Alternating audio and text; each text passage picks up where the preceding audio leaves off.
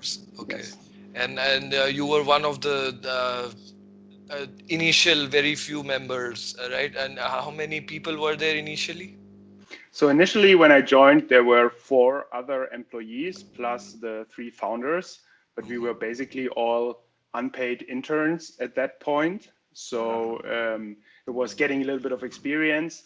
And unfortunately, none of the people that were there at the time stayed in the company because they did their internship and then they left to do some other job. Yeah. So from the people of that time, I'm basically the first employee that remains.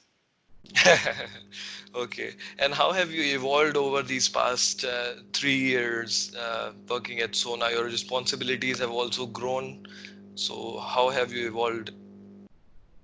I think I went from a smart boy with a lot of potential to a young professional person where I learned a lot about stuff that I would intuitively like to do but cannot do, or where I have to contain my personality for a certain time. When you communicate with, for example, in a corporate situation, older people, you can just be an interested young person who's very into the topic. Sometimes, even if you're too interested, that comes off as somehow wrong or yeah. So I had to learn to get a lot more professional from my youth and robotics days.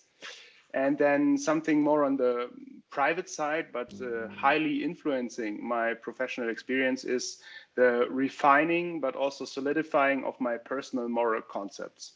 So it's not like What I do you have mean a by that? it's not like I have a book of rules or something, but for example, I highly value people and I like to hear their perspective and I don't want to harm anybody, even not in like third or fourth level ways. So I don't want to contribute to anything that then later harms somebody. That is important in hiring and firing, for example. That is important in the kinds of products you build or the product decisions you make. And I have to myself, very high standards. And that is something that you have to refine, find also, yeah, some explanation for it. So you can't just have some moral ideas. There have to Yeah. be things. It is based on books you've read, talks you've heard, and I don't have it written down, but for me, it's something I have just very intuitively in everything I think about, and then it's so solidified that I can annoy people day and night with it, and hopefully keep the moral concept of the company high as well, and of everybody around me. And of course, I also like to get taught by everybody else because most people in our company have very high moral standards for the products they build and the way they work.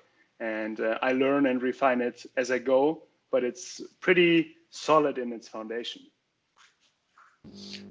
So you have basically matured your